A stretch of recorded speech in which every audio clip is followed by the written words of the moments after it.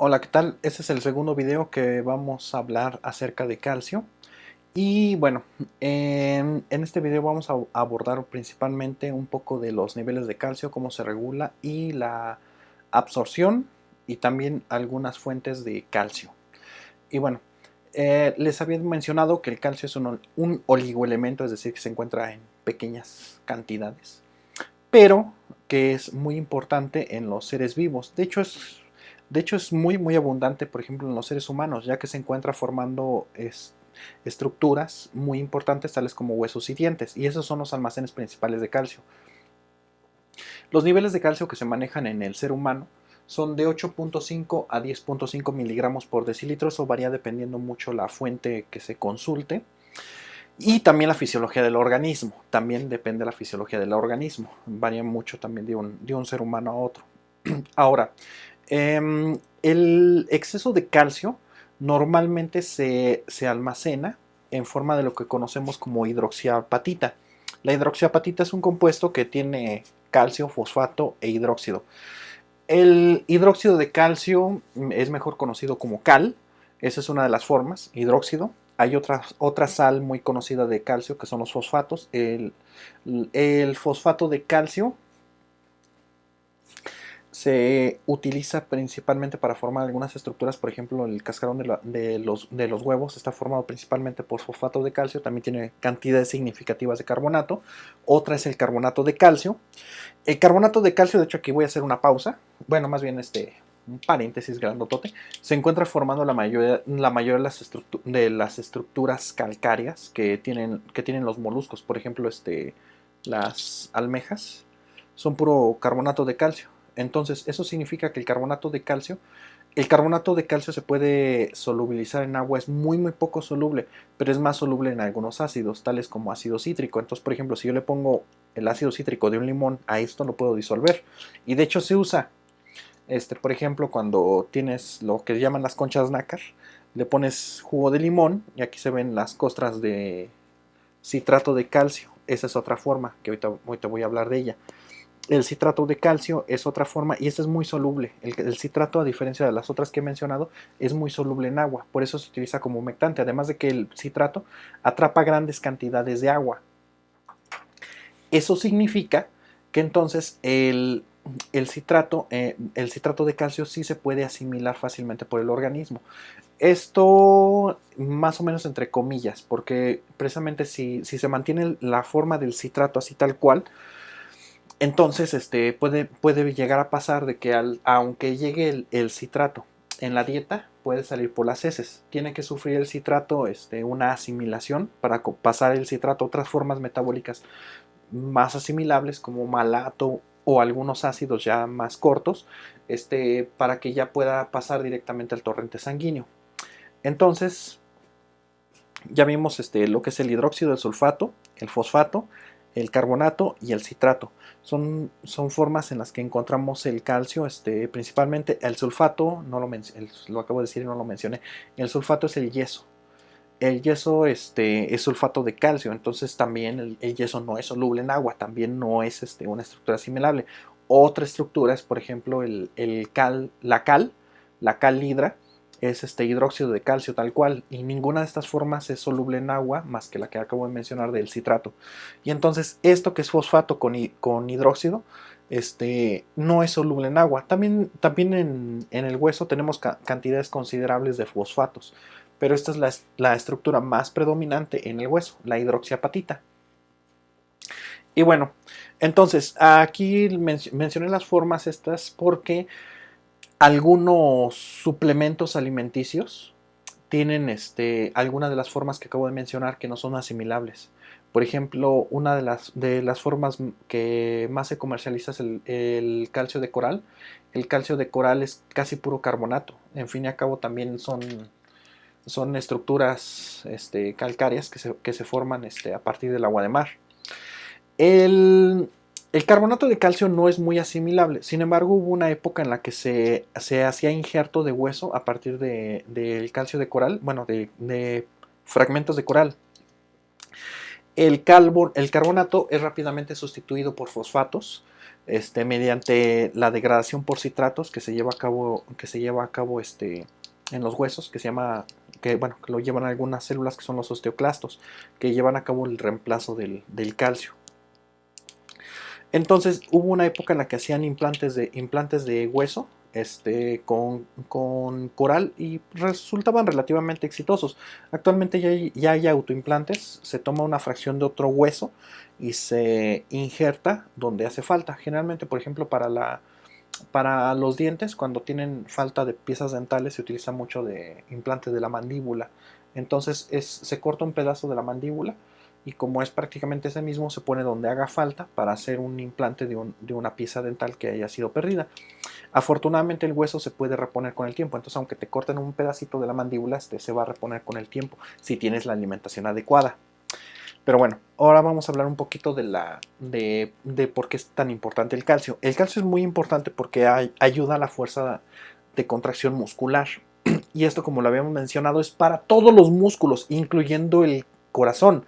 Entonces, un nivel bajo en calcio, una hipocalcemia, puede llevar a cabo a que el corazón no funcione adecuadamente, algunas arritmias precisamente. También la hipercalcemia puede generar arritmias. Ahorita vemos por qué. Resulta que la abundancia del calcio también va en músculo ligada a la abundancia de ATP. El ATP es la molécula que se encarga de la energía, que también va con fosfato. El calcio y el fosfato son prácticamente imposibles de separar en el cuerpo. Hay muy pocas funciones donde está nada más el calcio sin el fosfato o el fosfato sin el calcio. Son muy pocas.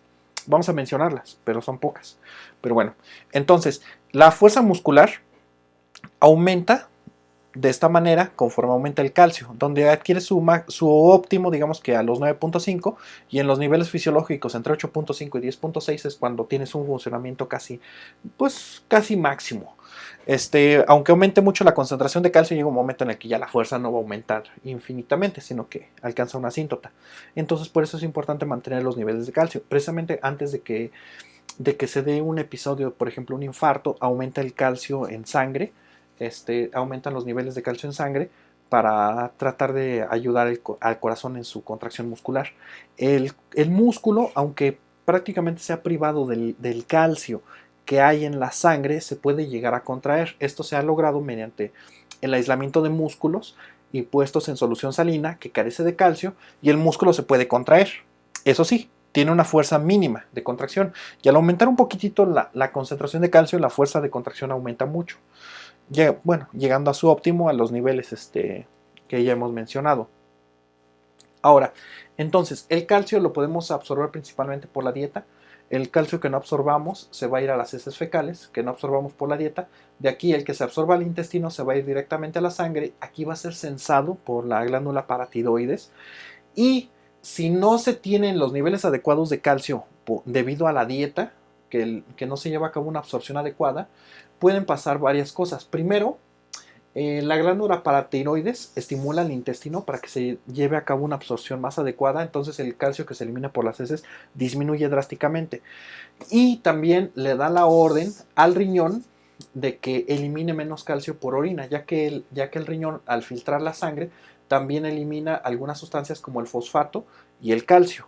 Entonces, cuando hay bajos niveles de calcio, aumenta mucho la absorción de calcio, y la absorción de fosfato se ve interrumpida, mientras que su excreción se ve disminuida, no interrumpida, se ve disminuida, mientras que su excreción se ve aumentada, y la excreción de calcio se ve muy disminuida drásticamente. Ese sí se disminuye bastante, casi hasta cero. No, bueno, no casi, pero sí se disminuye.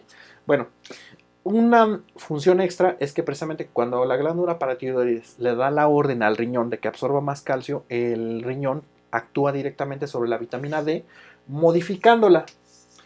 Esta modificación es agregarle un OH para que pueda absorber calcio con mayor facilidad. Y bueno, entonces así es como más o menos se compensan los niveles. Ahora, ¿qué pasa si esta deficiencia dura durante varias horas a pesar de haber habido ingesta? Si entonces no ha habido una ingesta adecuada de calcio, entonces la glándula paratiroides le da la orden a los huesos de que suelten calcio. Entonces, esto se da a dos niveles. Cuando la respuesta es inmediata, se lleva a cabo mediante el sistema osteocítico. Esto es una capa que recubre al hueso superficialmente y el calcio está más soluble que en las partes internas, que es en la matriz. No está en forma de hidroxiapatita, sino se encuentra principalmente en forma de carbonatos y formas menos elaboradas que la hidroxiapatita, que son más solubles y puede el calcio ir directamente más rápido a la sangre. Ahora, que si este proceso de falta de calcio dura durante una semana o más, entonces se activa el sistema en el que ya también la matriz del hueso empieza a perder calcio y lo dona a la sangre, precisamente porque es importantísimo para la contracción muscular y otras funciones que vamos a ver.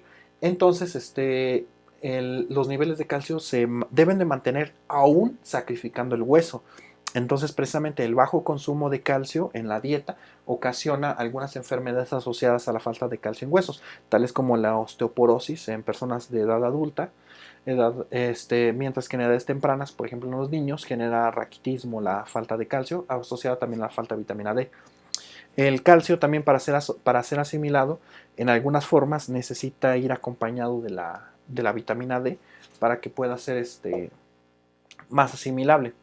Y bueno, les decía que no solamente los suplementos llegan a tener sales de calcio que no son solubles, sino también algunas falsas leches, algunas fórmulas lácteas llegan a tener algunas formas no solubles de calcio, tales como fosfato y carbonato. El fosfato es la forma en la que se encuentra el calcio en la leche y aquí hasta algunos van a decir no, pero entonces ¿por qué? Sí, ¿por qué no? El fosfato, por ejemplo, quieren conocer el fosfato de calcio, es principalmente, por ejemplo, el cascarón de huevo, es casi puro fosfato. Tiene también carbonato y otras sales de calcio, pero principalmente es fosfato. Entonces es muy insoluble en agua.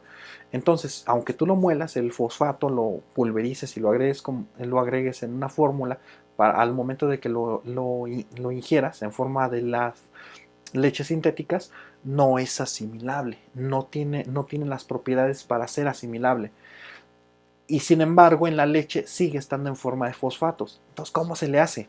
Bueno, en la leche hay una proteína natural que es la caseína.